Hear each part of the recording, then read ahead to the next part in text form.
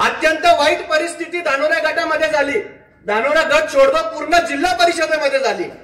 मागच्या जे 2.5 वर्ष जिल्हा परिषदेचे गेले त्या 2.5 वर्षामध्ये एकही काम सामान्य माणसाचं त्या जिल्हा परिषदेमध्ये फुकटात करण्यात आलं नाही. शिवसेनेच्या प्रत्येक माणसावरती अन्याय करण्यात आला. जर एखादा सरपंच एखादा कार्यकर्ता शिवसेना पक्षाचा असेल तर त्या सरपंचाला कधी काम देण्यात आलं नाही, कधी त्याच्या गावात कुठली योजना देण्यात आली नाही. एखादा माणूस जर शिवसेनेचा असेल तर त्याचा घरकुलचा लाभ बी काढण्यात आला. एवढ्या खालच्या स्तरावरचं राजकारण त्या 2.5 वर्षामध्ये चालू होतं.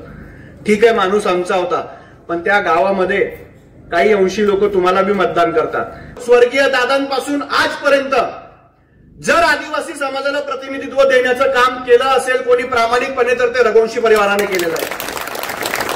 विक्की दादा बांधकाम सभापती होते, जिल्हा परिषदचे सदस्य होते, पंचायत समितीचे 6 वर्ष सभापती राहिले. 6 राहिले ना दादा, 1 टर्म पूर्ण दादा सभापती राहिलेले.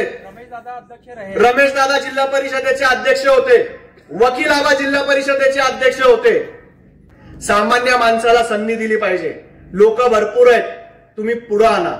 तरुण मंडळी आहे, त्यांना बी पुढे आणा, त्यांना सरपंच बनवा, पंचायत समितीमध्ये संधी द्या. आम्ही या वेळेसही विचार केलाय की कमीत कमी 50% तरुणांना पंचायत समितीमध्ये संधी देणार आहे. ज्येष्ठ लोक आहेत, शिवसेनेचं वाक्य आहे की ज्येष्ठांचा सन्मान आणि युवकांना योग्य स्थान, याच घोषवाक्यावरती याच्या पुढे शिवसेनेचं काम चालणार आहे. वेळ बराच झालाय. आपण सर्वजण भैया साहेबांना ऐकायला इथं आलात, पण एवढी गर्दी पाहून मला खात्री आहे की धानोरा आणि कोठलीमध्ये या टाइमला परिवर्तन होणार आहे. देखो गावी गट ही दादा लोगों का है.